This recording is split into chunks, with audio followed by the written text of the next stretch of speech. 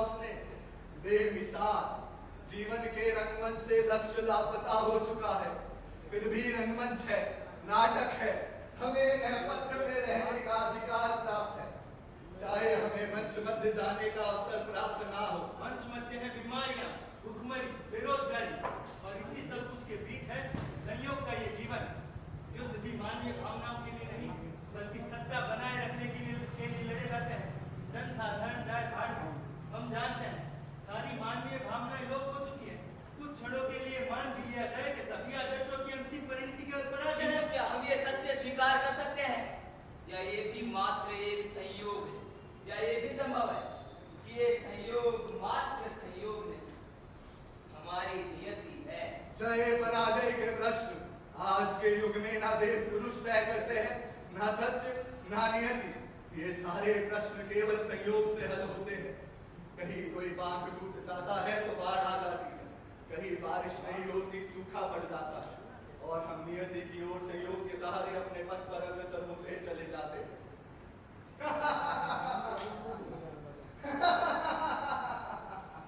सफर में साथ देने के लिए है कोका कोला और निरोध के विज्ञापन। 2-4 अनाथ शहीदों के स्मारक भी है। इस दूर धूषित पथ पर शायद मानवता के चिन्ह भी मिले। इस अंधड़ में सत्य, शिव और सुंदर की धुंधली आकृतियां भी दिखाई दे शायद, जो भरती है और ओझल हो जाती है। एक शराबी के सत्य की तरह।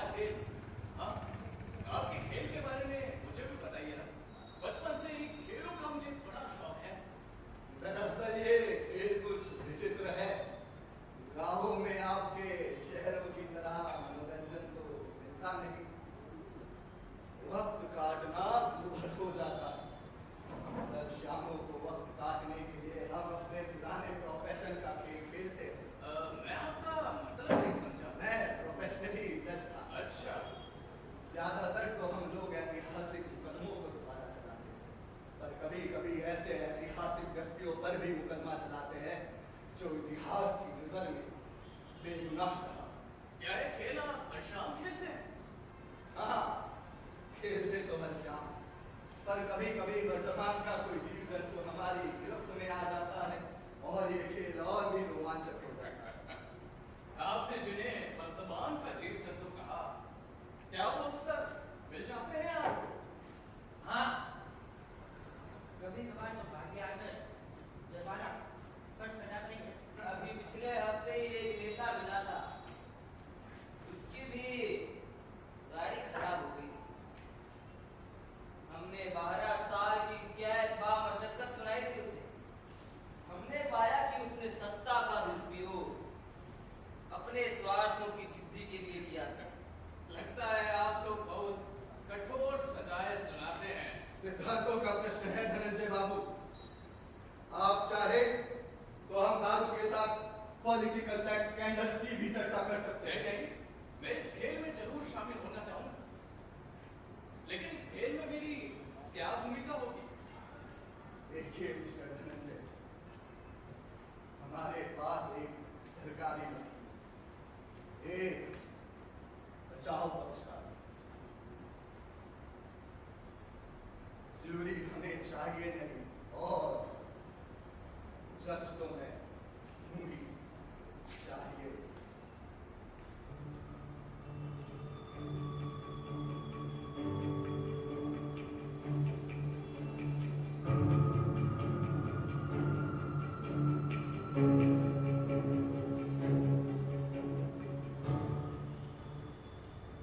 अभियुक्त ओ, तो मुझे अभियुक्त बनना पड़ेगा। चलिए मंजूर है, लेकिन आप मुझ पर अभियोग क्या लगाएंगे?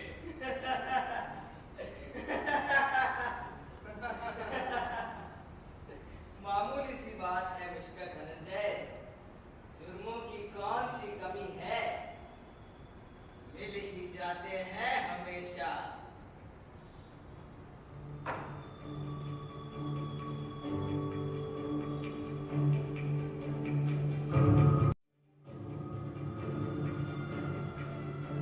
मैं आपका वकील हूँ। बेहतर होगा अगर आप अपने जुर्म का एक बार अभिगम लें। हालांकि हालात खतरनाक नहीं है, लेकिन फिर भी सारी संभावनाओं को मद्देनजर रखकर हमें स्थिति पर गंभीरतापूर्वक विचार करना चाहिए, क्योंकि सरकारी वकील की बुद्धियात भी उसके साथ है और जज साहब उतने ही लोग। इन सब के बावजूद मैं अपने मुवक्किलों को बचाने में कामयाब हुआ। कम से कम मैंने सजा तो कम करवाई थी। सिर्फ एक बार, जिस जुर्म में चोरी और खून दोनों शामिल थे, मैं अपने मुवक्किल को नहीं बचा पाया। पर मेरा ख्याल है आप चोरी और खून ये नहीं कर सकते। आपका क्या ख्याल है? अफसोस ये है कि मैंने कोई गुनाह नहीं किया। या भी हो तो मुझसे एक बार कर लो। शर्माने की कोई बात नहीं है। मैंने दुनिया देखी है, अब मुझे किसी चीज पर आश्चर्य नहीं होता। नियति के अजीबोगरीब खेल मैंने देखे हैं। मनुष्य के मस्तिष्क में छिपे गहन अंधकारों का मैंने अन्वेषण किया है। भयानक खाइयां मेरे सामने मुंह बाएं खड़ी रहती थी मिस्टर धनंजय। माफी चाहता हूँ वकील साहब, लेकिन आपके सामने ऐसा अपराधी है जिसने कोई गुनाह नहीं किया। जो भी जुर्म खोजना तो मिश्रा जी का काम है। यही तो कहा था मैं। अब आगे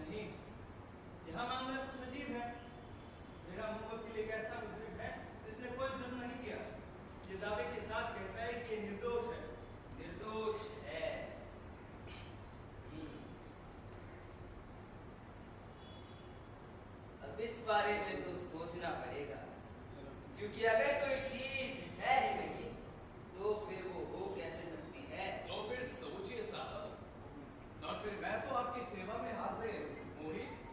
हाँ, तो अब देखा जाए। शादी हो गई आपकी? अजी जमाना गुजर गया, शादी हुई। बच्चे? 3, 2 लड़के और 1 लड़की। हाँ, कुछ बताया था। क्या काम करते हैं आप? जी मैं एक टेक्सटाइल मिल में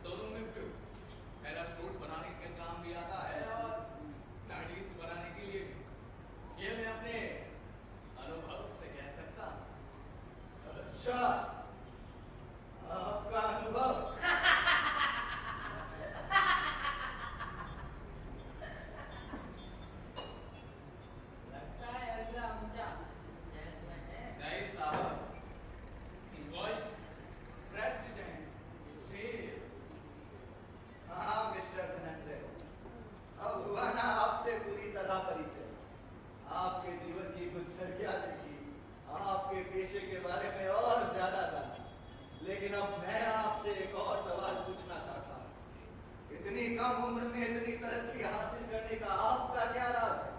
वही 21वीं सदी का स्टार्टअप इंडिया। साइड काट के खतरनाक मोड़ है ये। बहुत कुछ करना पड़ा। क्या भाई कहाँ आसान होता है जीवन में कुछ भी हासिल कर पाना। जनाब, जिंदगी में भयानक संघर्ष होते हैं। सबसे पहले मुझे उस आदर्श रस्तोगी का पत्ता साफ करना पड़ा। कोई आसान काम नहीं था।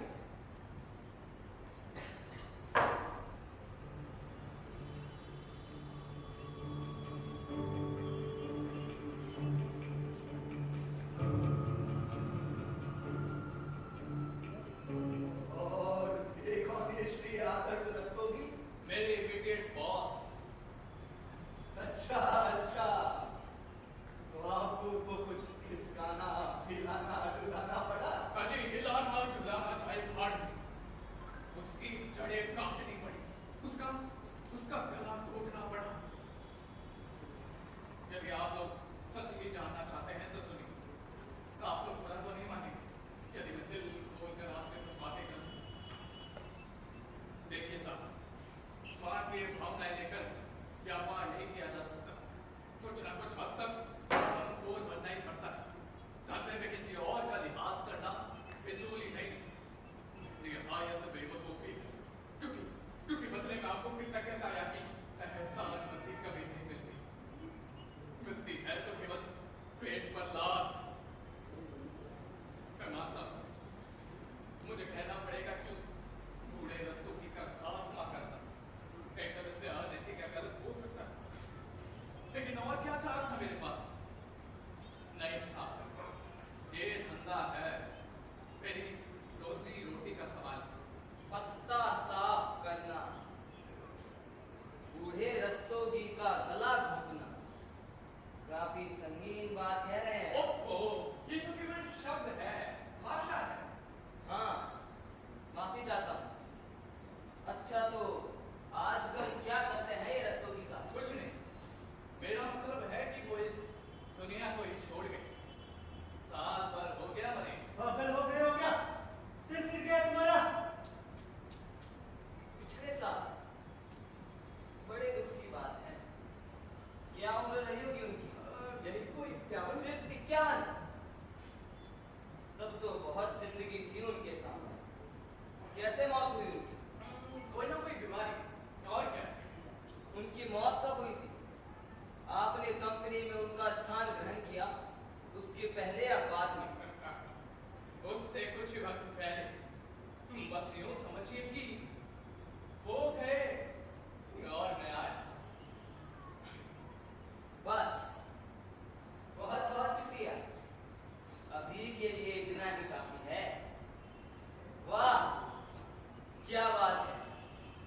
तकदीर मेहरबान रही है आज की शाम। एक लाश ढूंढ निकाली है। और क्या चाहिए अब?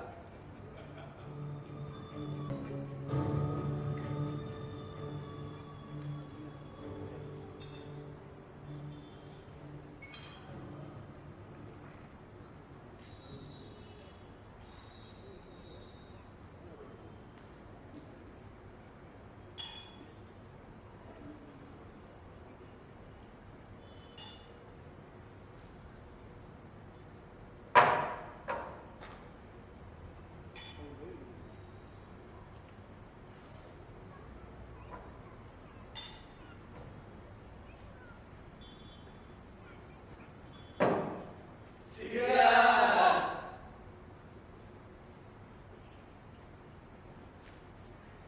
अब बोलो cheers।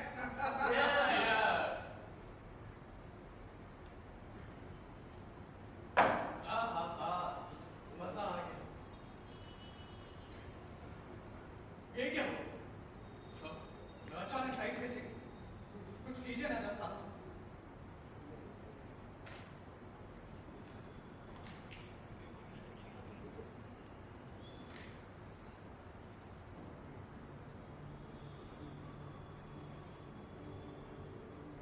आइए शरणजय।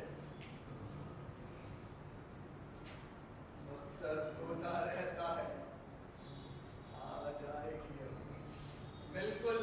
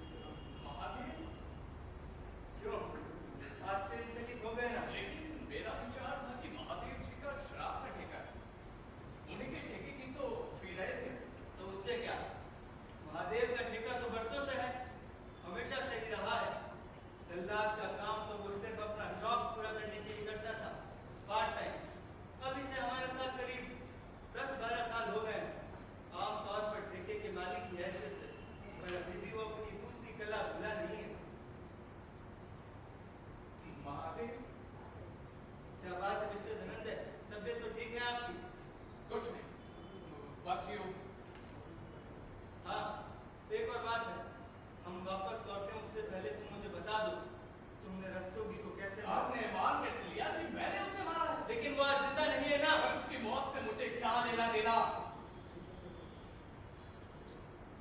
मेरे जवान दोस्त, मैं तुम्हारी झिझक समझ सकता हूँ। खून के जुर्म का इकबाल बहुत दुखदायी हुआ करता है। मनुष्य हिचकिचाता है, शर्मिंदा होता है, अपने कुकृत्य को स्वीकारना नहीं चाहता, उसे छिपाता है और आखिरकार अपनी चेतना से मिटा डालता है। ये छिपाना ही उसकी दुखी रग बन जाता है। दूसरों पर से उसका विश्वास टूट जाता है, यहाँ तक कि वो अपने वकील पर भी भरोसा नहीं करता। ऐसा रुख अपनाना ना समझी है, क्योंकि एक अच्छा वकील खून में बहुत दिलचस्पी रखता है। जब तक कोई कठिन समस्या सामने ना हो, मुझे बिल्कुल मजा नहीं आता। इसीलिए साफ बात कहो, अपना अपराध स्वीकार कर लो। लेकिन स्वीकार करने के लिए मेरे पास कोई अपराध नहीं है। धनंजय, तुम चाहते क्या हो आखिर? इतना समझा देने पर भी तुम क्यों अपनी जान जोखिम में डालने के लिए आमादा हो? तुम अभी नहीं समझे? तुम्हें अपराध स्वीकारना होगा। कोई ना कोई अपराध हमेशा होता ही है, जिसे स्वीकारा जा सके। ये छोटा सा तथ्य तुम्हारे भेजे में क्यों नहीं गुजरा? अब देर मत करो, जल्दी बताओ, तुमने रस्तों की को कैसे मारा? गुस्से में मानसिक संतुलन होने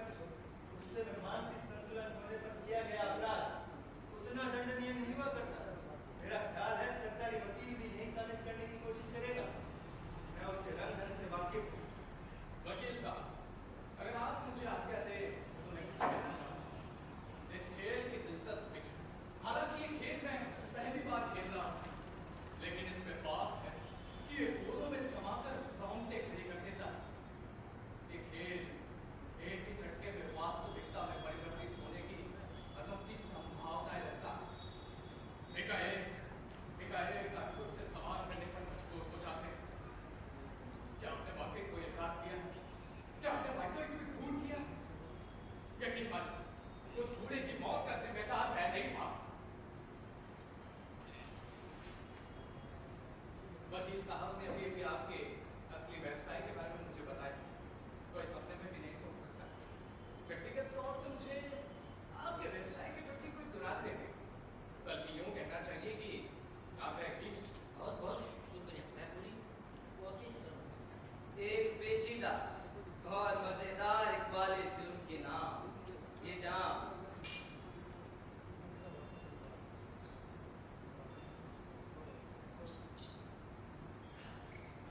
मेरे ख्वाजिंद दोस्त, तुमने जरूर रस्तोगी को जहर देकर मारा होगा। बिल्कुल नहीं। तो क्या आपने उसे गोली मारी थी? वो भी नहीं। फिर तो जरूर उसकी गाड़ी के ब्रेक खराब किए होंगे। संभल कर, चाल चल रहा है। आपको निराश करने में मुझे बहुत दुख हो रहा है वकील साहब, लेकिन रस्तोगी की मृत्यु का कारण था हार्ट अटैक। पहला हार्ट अटैक भी नहीं था। वो ये दर्शाया करता था कि एकदम चुस्त और दुरुस्त है, लेकिन असलियत में उसे एक्साइटमेंट से बचने की सलाह दी गई।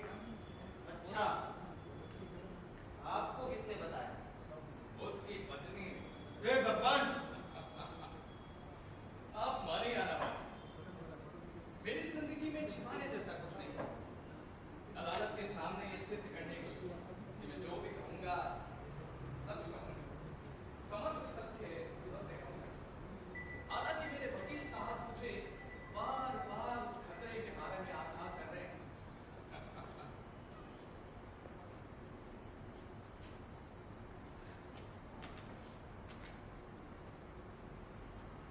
हकीकत यह है कि मेरे मिसेस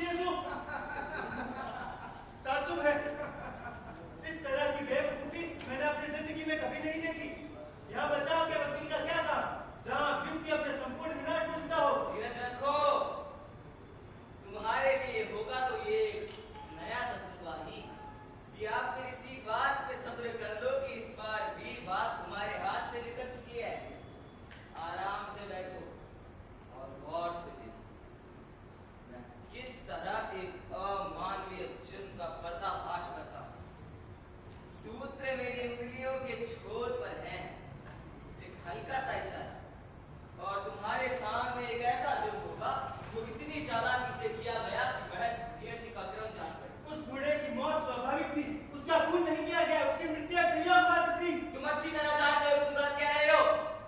खैर, तुमसे असलियत स्वीकार करवाने के लिए मैं तुम्हें उस हथियार की याद दिलाऊंगा जिसका इस्तेमाल इस खून में किया गया, और वो हथियार था एक दूसरा जीवित व्यक्ति जिसे इस्तेमाल और उपभोग के बाद अलग फेंक दिया गया, इस कलात्मक चालाकी से कि अगर अभियुक्त खुद हमारी मदद न करता तो हम सत्य कभी नहीं जान पाते। कमाल का केस है। आप ये सिद्ध नहीं कर सकते। जरा सब्र रखिए।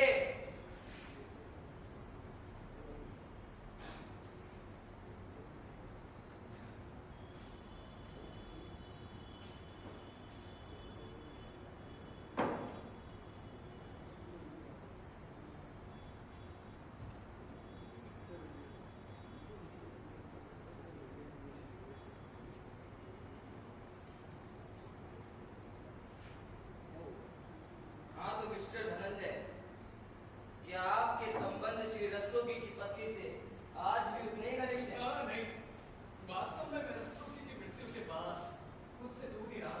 क्यों? आपका काम हो गया इसलिए? आखिर विधवा पर लांछन लगवाने का जिम्मेदार तो मैं नहीं बनना चाहता ना।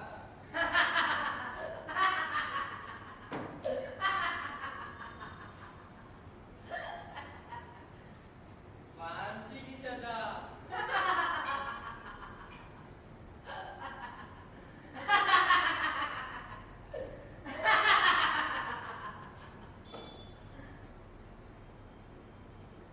खाना मिलेगा नहीं, अब दारू ही पेट भर के पी ली जाए, और कुछ तो हम कर नहीं सकते। हुजूरी वाला,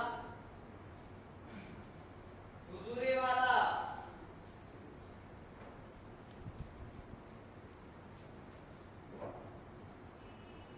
हुजूरी वाला।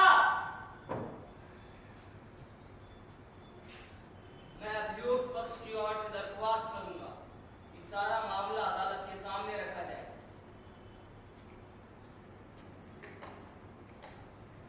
कार्यवाही शुरू की जाए। बैठिए मिस्टर धनंजय, सरकारी वकील साहब के अभियोग सुनिए। देखिए आपकी बंद से कैसा झमेला पैदा करती है। पहले अगर हालात खतरनाक थे तो अब विस्फोटक बन गए हैं। अब भी मौका है, साहस से काम लीजिएगा, शायद मैं आपको बचाने में सफल हो जाऊं। किसी भी हालत में अपना मानसिक संतुलन मत खोइएगा।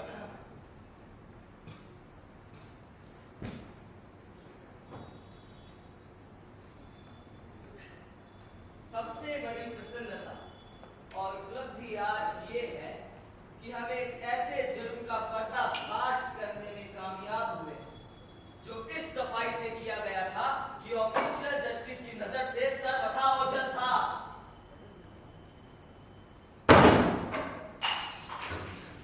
आप छोड़ो मुझे। आप कहना क्या चाहते हैं कि मैंने खून किया? मैंने खून किया?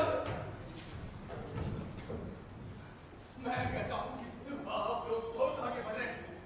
मेरा आपका वकील पहले ही अपने खोपड़े में बात घुसाए बैठा है, और अब आप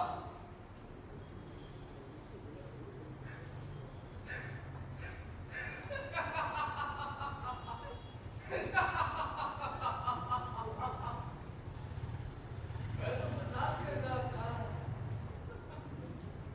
मैं तो भूल ही गया था कि ये खेल है। क्या समझा? आप अपनी बातों से मुझे ये विश्वास दिलाना चाहते थे कि मैंने वाकई खून किया।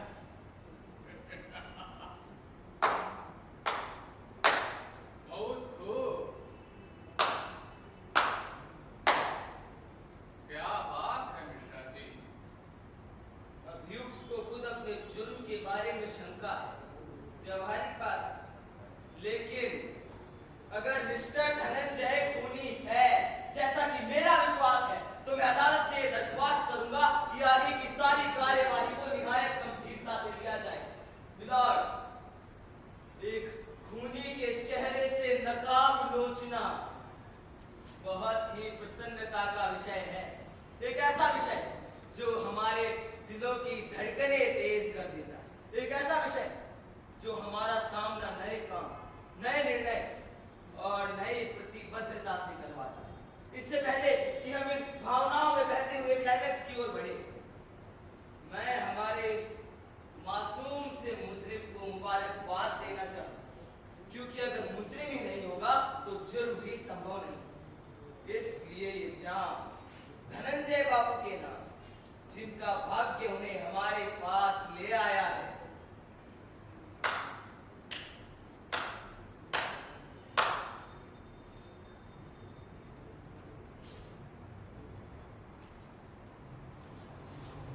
बहुत बहुत शुक्रिया दोस्तों। आज जैसी मनोरंजक शाम मैंने कभी नहीं बिताई। हाँ, सब कुछ कैसे बदल गया। हमारे मित्र फरमाते हैं कि ऐसी शाम इन्होंने कभी नहीं बिताई। महान शब्द है ये, बहुत असरदार।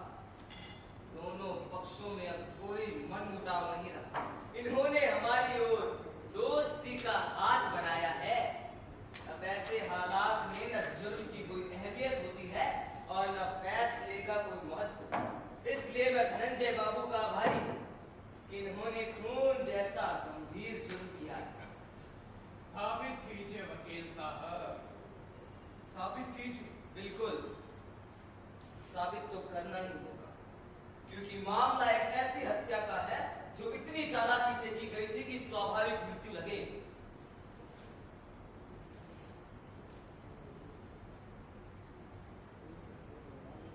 अब क्या हुआ?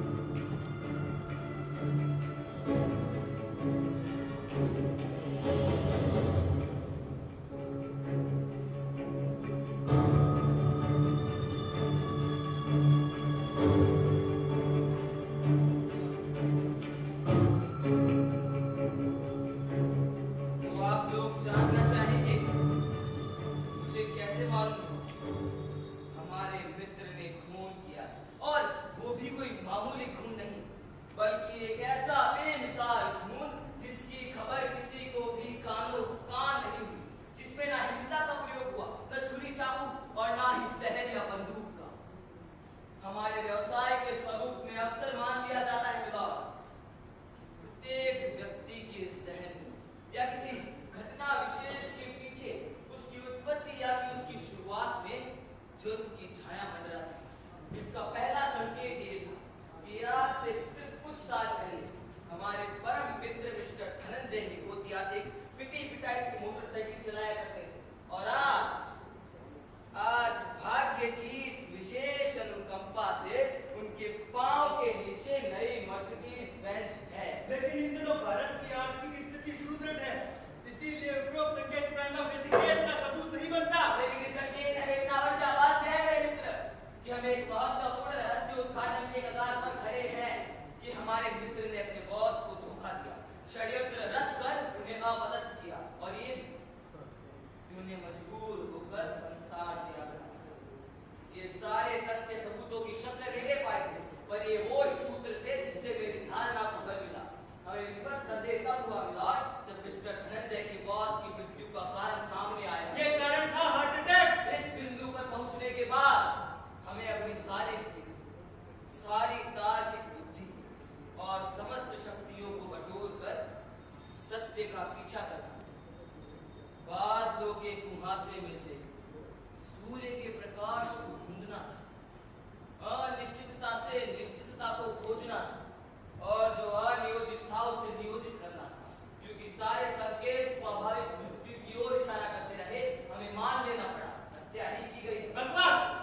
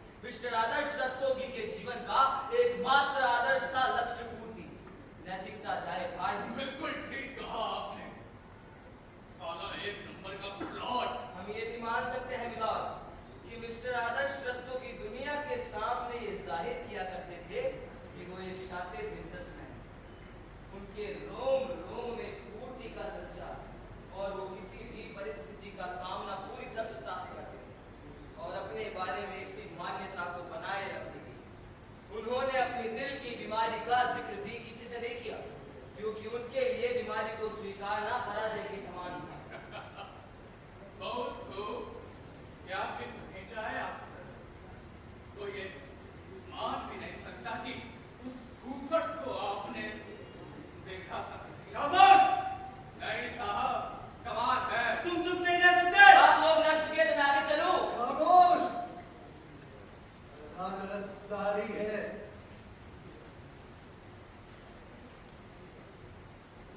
एक अन्य तथ्य ये भी है मिलाओ कि मिस्टर रस्तोगी ने हमेशा अपनी पत्नी की उपेक्षा,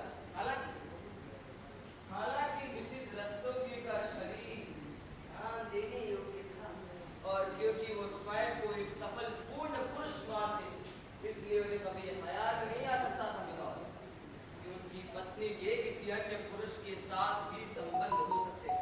और यही जानकर उन्हें बहुत बड़ा धक्का पहुंचा होगा मिलाओ कि उनकी गैर हाजिरी, उनकी पत्नी अपने घर कैसा नोआ साहब के साथ उनके अपने ही बेडरूम, उनके अपने ही बिस्तर पर रंग रेलियां मनाया करती थी। बिल्कुल ठीक कहा। बड़ा जबरदस्त धक्का था। एक ही झटके में तख्ता साफ पढ़ लो, पहुंचा दिया साले को। पागल हो गए हो? पागल? सिर क्या है तुम्हारा? लेकिन पता कैसे चला रस्तोगी अपनी पत्नी और आपके बारे में? उसकी पत्नी ने ही बताया होगा। कैसी बातें करते हैं आप? वो खुद क्यों बता रही? तो क्या रस्तोगी ने कुछ अंदाजा लगाया? अरे वाह, वो खुद कैसे अंदाजा लगा सकता था? आखिर एक सफल पूर्ण पुरुष था ना वो। तो क्या उनकी आंखें खोलने का श्रेय आपको जाता है? अरे वाह, आपने मुझे इतना नीच समझ रखा है। रस्तोगी के कान में ये बात डाली, उसी के कौन सोए? और कोई हाँ, एक अनाथ लड़का जो रस्तोगी के घर में पल रहा था। उसको मेरा वहां आना जाना पसंद नहीं, क्यों पसंद नहीं? क्योंकि मैंने उसे एक बार छोड़ डाल तमाचा चढ़ दिया था। तमाचा? और किस लिए? मैंने देखा कि वो अपने बॉल से झुककर उसी की स्कॉच चुरा कर पी रहा था। अच्छा, समझा। लेकिन इस गॉल्फ बॉय को कैसे पता चला? उसे तो मैंने ही बताया था मिश्रा जी। आपने? हाँ, अच्छा, जब वो एक बार मिसेस रस्तोगी का मैसेज लेकर मेरे पास आया था। लेकिन अभी तो आप कह रहे थे कि उस लड़के को आपने तमाचा मारा था। अब ऐसी स्थिति में आपको ये भी जरूर मालूम होगा मिस्टर धनंजय कि वो लड़का जाकर रस्तोगी के कान देगा। मिस्टर धनंजय, मैं आपको सलाह देना चाहूंगा कि इस सवाल का जवाब देना जरूरी नहीं है। क्यों आवश्यक नहीं? ताकि जवाब देने में एतराज ही क्या है? हाँ, मुझे इस बात की तो परवाह थी नहीं कि उस रस्तोगी को मालूम पड़ता है कि जैसा जैसा सबका व्यवहार था मेरे साथ, मैं परवाह करता भी क्यों? एक और इकबाले दूं। वाह वाह, बहुत ही बढ़िया खेल खेल रहे हैं। ऐसे बेवकूफ अभियुक्त पर गुस्सा भी तो नहीं किया जा सकता।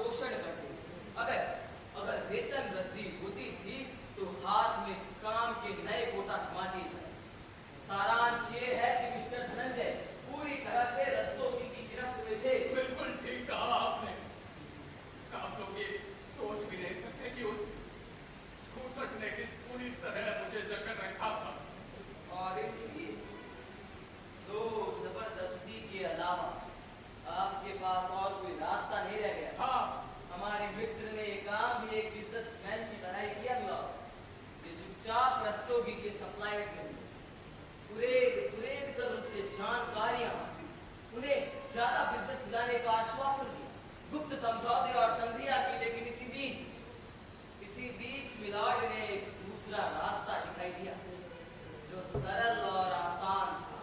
सरल और आसान रास्ता? हाँ, सिर्फ 20 फुट का रास्ता दोस्तों, जो मिस्टर रस्तोगी के ड्राइंग रूम से होकर उनके बेडरूम तक जाता था। हाँ, ये तो बहुत गिरी हुई हरकत, लेकिन जब भी मैं इस घटना के बारे में सोचता हूँ, ये मुझे बहुत दिलचस्प लगती है। कोई भी अपने क्रियाकलापों का बारीकी से विश्लेषण नहीं करना चाहता। साफ सुथरी और पुख्ता चरित्र मिलते कहाँ है इन दिनों? लेकिन जब मैं आप जैसे समझदार मित्रों के साथ होता हूँ ना, तो मुझे लगता है कि शर्मिंदा होने की कोई बात नहीं। कोई बात भी नहीं है। हाँ, है तो बहुत अजीब बात, लेकिन आप मुझे समझते हैं इसलिए मैं भी अपने आप को अच्छी तरह समझता हूँ। यूँ कहना चाहिए कि आपका चेहरा ही आईना है, जिसमें मुझे अपना एक नया ही दिखाई दे रहा है। क्योंकि दरअसल आज तक मैं अपने आप को केवल एक सेल्स रिप्रेजेंटेटिव के रूप में देखता आया, जिसके पास एक मर्सिडीज बेंच है, 3 बीवी हैं, 3 बच्चे हैं और 1 बीवी है। हमें पूछिए कि आपको आपका असली चेहरा दिखा दो। आइए हम सब मिलकर मिस्टर धनंजय के उद्देश्य तथा आचरण का विवेचन करें और इनके अतीत से जुर्मों के गड़े मुद्दों को पुनर्जीवित करें। इन्होंने मिसेस रस्तोगी के साथ शारीरिक संबंध स्थापित किए, लेकिन ऐसा हुआ किस तरह?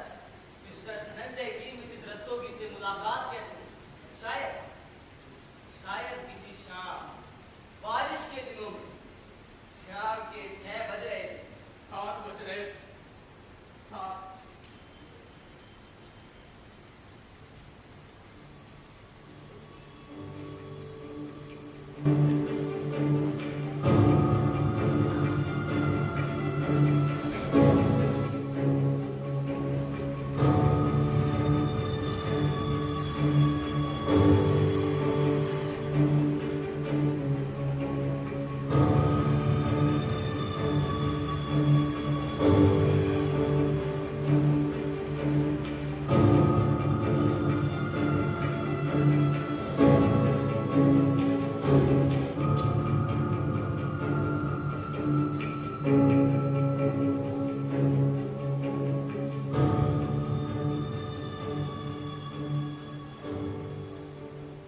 आकाश में हल्के हल्के बादल छाए, रिमझिम करती भीनी भीनी फुहार थी। सारी सृष्टि जैसे कोई रहस्यमय आत्मीयता को निमंत्रण दे रही थी। दूर क्षितिज के उस पार से टिमटिमाते हुए जुगनू की तरह निकट आती है एक मोटरसाइकिल की हेडलाइट। एक दिग्विजयी अश्वारोही के समान उस मोटरसाइकिल पर सवार है मिस्टर धनंजय। एक आलिशान बंगले के सामने मोटरसाइकिल रुकती है, अश्वारोही उतरता है, नेम प्लेट पर लिखा है आदर्श रस्तोगी। रस्तोगी साहब हैं? रस्तोगी साहब हैं?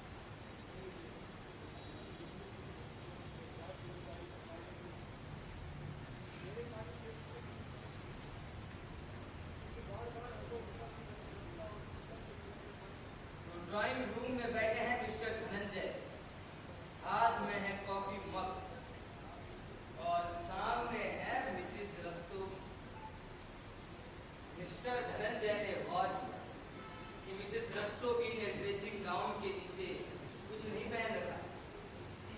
एक चम्मच चीनी और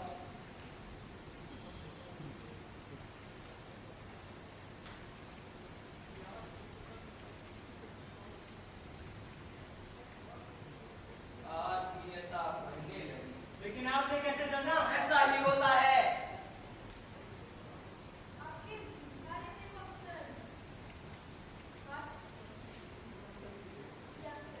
कौन? आपके पति थे? तब तो आपने सिर्फ गालियां ही सुनी होंगी मिसेस रस्तोगी।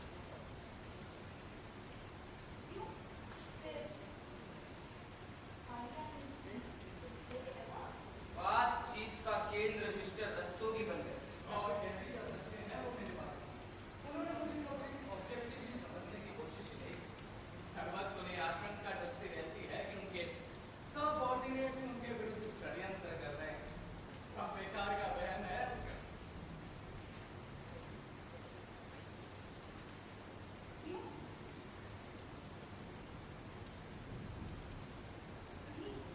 रच रहे आप लोग कोई षड्यंत्र।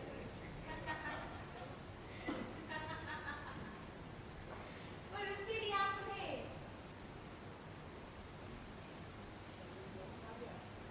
दोष नहीं दे सकते। You see, he is not a healthy man. उन्हें वो बात आती है नहीं।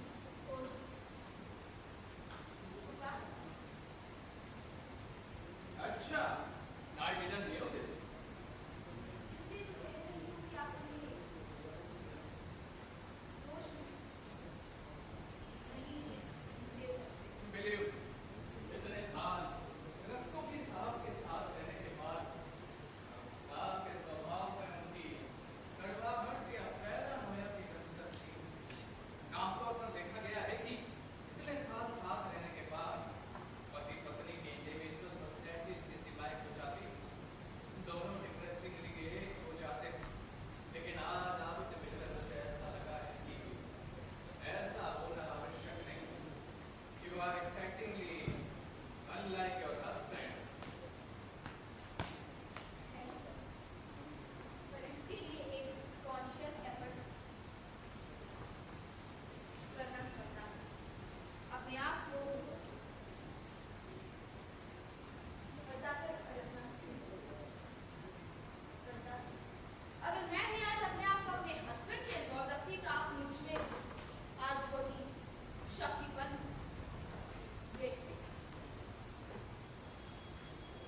आप बुरा तो नहीं मानेंगे यदि मैं इसे अपना सौभाग्य समझूं कि आपने अपने आप को बचा कर रखा है मिसेस रस्तोगी। इसमें बुरा मानने की क्या बात है? अगर मेरे पति के पास मेरे लिए समय नहीं है, अगर उन्हें फुर्सत नहीं है ये रियलाइज करने के लिए कि मैं भी एक औरत, कि मेरी भी कुछ इच्छाएं हैं।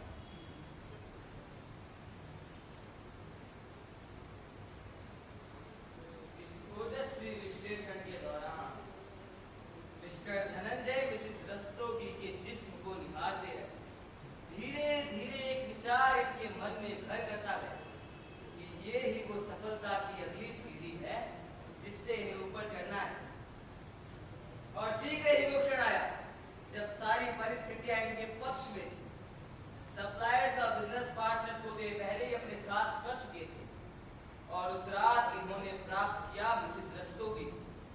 मिस्टर धनंजय की रणनीति का अंतिम चरण था मिसेस रस्तोगी के खिलाफ एक स्कैंडल खड़ा किया और वो इन्होंने कैसे किया इसका हम आसानी से अंदाजा लगा सकते हैं।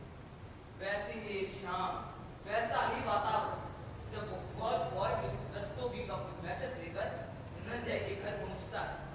जरा उस दृश्य की ओर गौर कीजिए।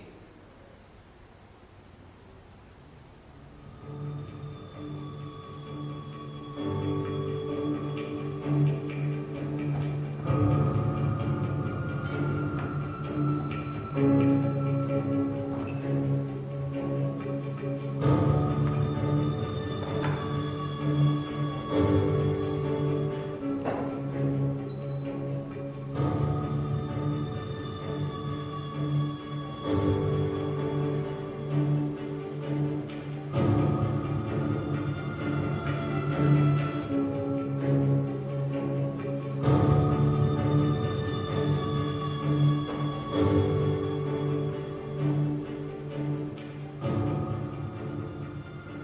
Walker Grand Label.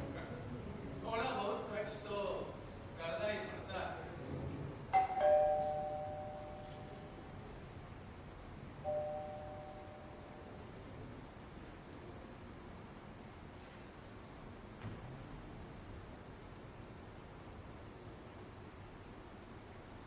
आ जाओ बच्चे, अंदर आ जाओ। कैसे आना हुआ आज? रस्तोगी मैडम की चिट्ठी है। लाओ फिर।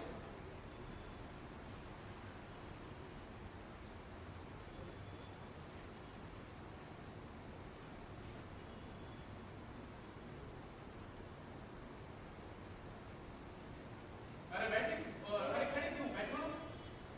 रुको। क्या यार, अभी तक उस दिन की बात के लिए नाराज हो? आखिरकार गलती इंसान से ही तो होती है बच्चे, अब माफ भी कर दो।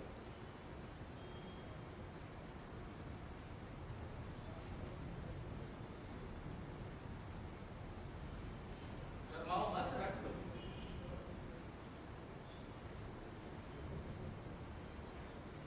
अब बैठो आराम से। खाना खाओगे? नहीं नहीं, पक्का ना? भूख तो नहीं? जॉनी वॉकर ब्लैक लेबल, थोड़ी सी। अब शर्माओ मत, पी भी लो।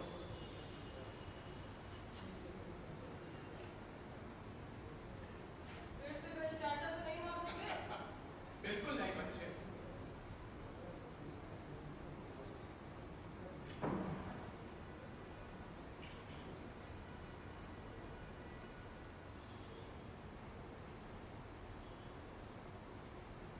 वाह, मजा आ गया। इस फौज की तो बात ही कुछ और है।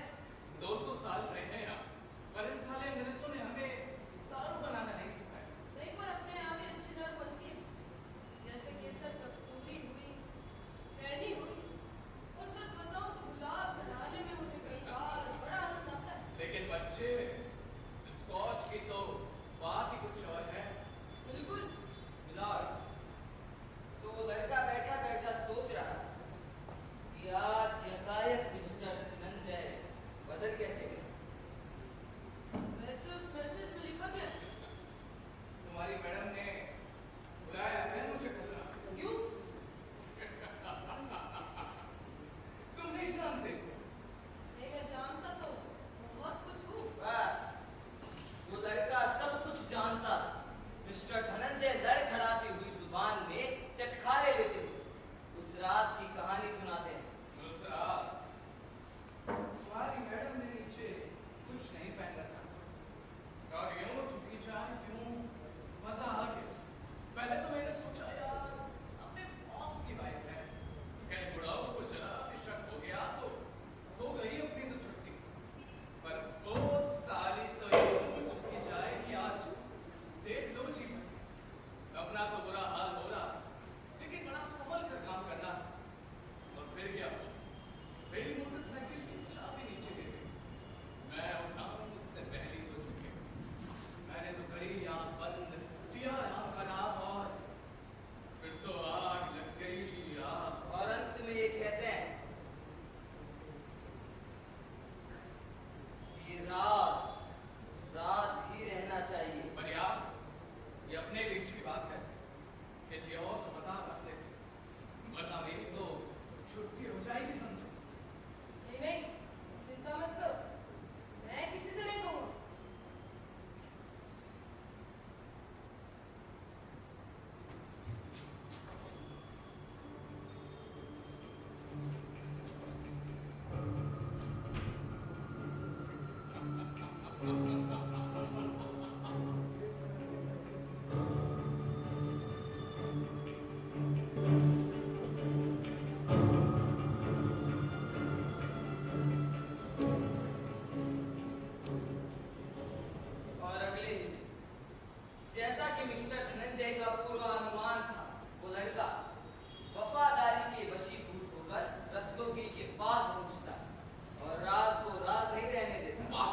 और इस तरह वो निर्णायक क्षण आया जिसके इन्हें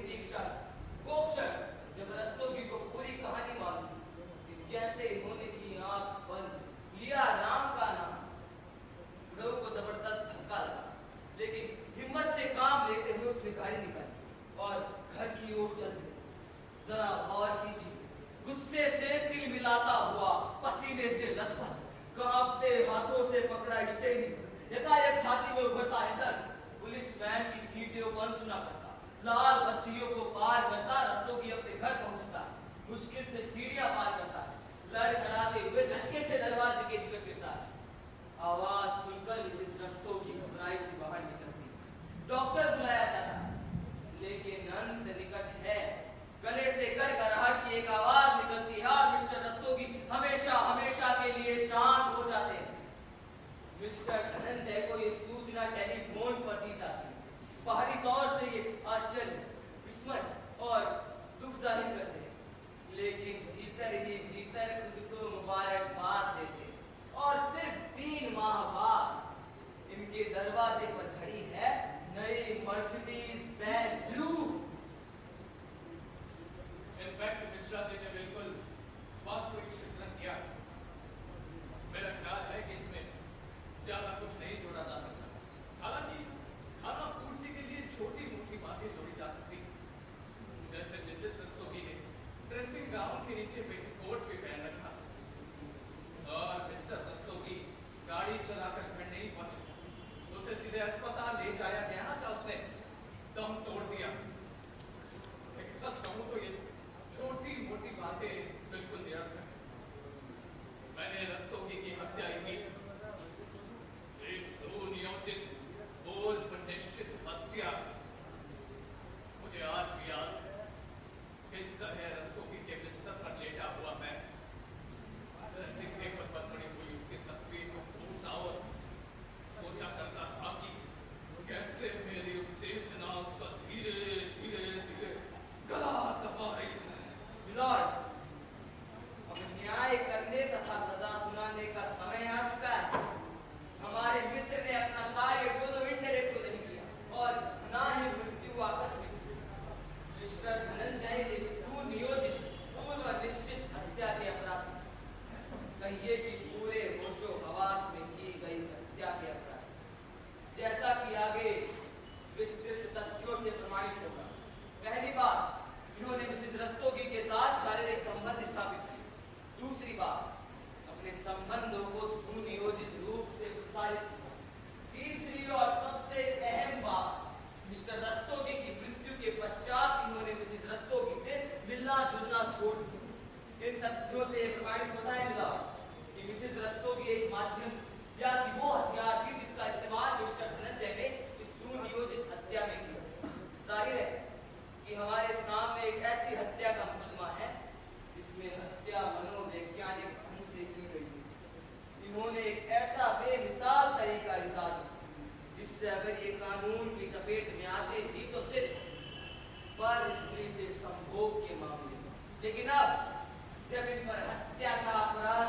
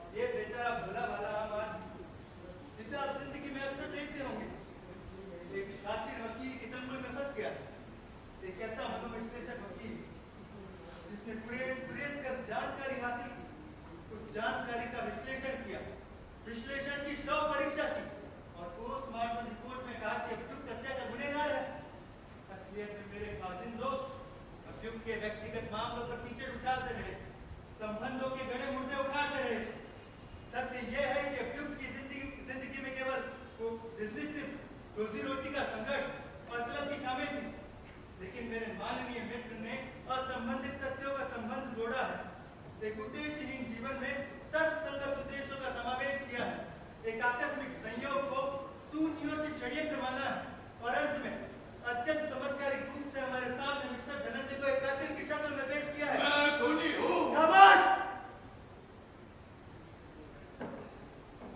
मिलॉर्ड, हालांकि मैं खुद भी बहुत प्रभावित हूँ अपने अभिनय मित्र के शाब्दिक मायाजाल से, पर न्याय तो तभी संभव है जब हम निष्पक्ष होकर तार्किक दृष्टि से मिस्टर रस्तोगी की मृत्यु के वास्तविक कारणों का विश्लेषण करें। मैं दावे के साथ कह सकता हूँ मिलॉर्ड कि हमारा निष्कर्ष यही होगा कि मिस्टर रस्तोगी स्वयं अपनी मौत के जिम्मेदार थे, कि उनकी बेतरतीब जिंदगी, एक ऐसी जिंदगी जो भीतर ही भीतर उनको खाए जा रही थी, एक ऐसी जिंदगी जिसमें सभ्यता का शोर था, नित नए ओहदे पाने की होड़ थी, नेपथ्य में था एक प्रेम विहीन विवाह जो व्यक्ति की चेतना को बार बार झंझोड़ रहा है। और हाँ, जहाँ तक मिस्टर रस्तोगी के हार्ट अटैक का प्रश्न है, हमें ये नहीं भूलना चाहिए कि उन्हें हार्ट अटैक पहले भी हो चुका था और फिर कभी भी हो सकता था, कभी भी। इस संवेदनशील आज की संवेदनहीन सभ्यता का भाव चलता ही है। बकवास। हकीकत यह है कि गाड़ी खराब हो जाने के साथ ही मिस्टर धनंजय का मानसिक संतुलन भी खराब हो गया है।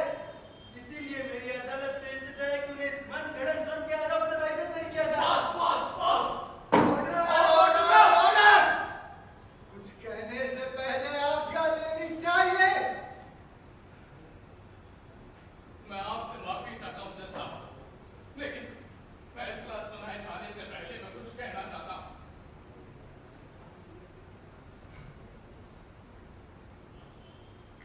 मैं मिश्रा जी से पूरी तरह सहमत हूँ। मैंने रस्तोगी की हत्या ही की, एक सुनियोजित पूर्व निश्चित हत्या। इसे मैं अब जान पाया हूँ, इसकी मुझे अपने वकील की दलीलें सुनकर निराशा, बल्कि यूँ कहना चाहिए कि बहुत हैरानी हुई, क्योंकि मुझे लगा था कि मेरे किए को कोई जान पाएगा तो वो मेरा अपना वकील होगा मिलॉर्ड।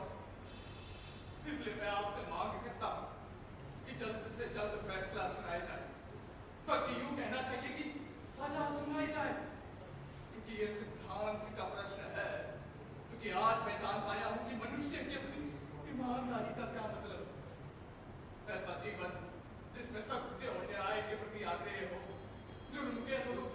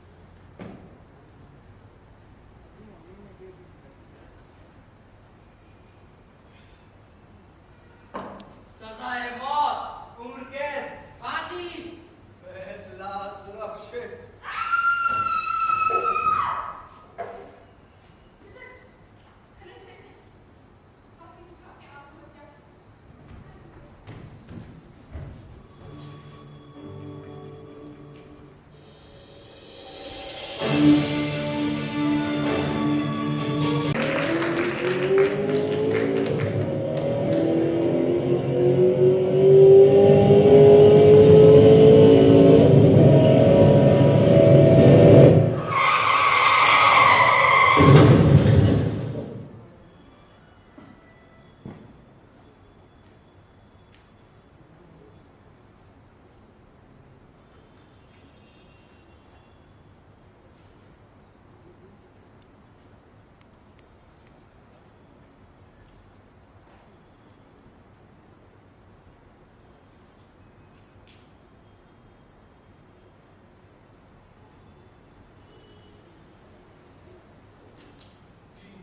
मेरा नाम धनंजय निगोदिया है। यहाँ से पास ही में मेरी गाड़ी खराब हो गई। मैं रात को रहने के लिए चक्रेश ढूंढ रहा हूँ।